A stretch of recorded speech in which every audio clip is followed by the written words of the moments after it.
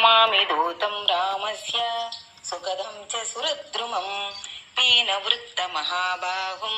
सर्वशत्रुनिवारणं नानारत्नसमायुक्तं कुण्डलादिविराजितं सर्वदाभीष्टदातारं सतां वै दृढमाहवे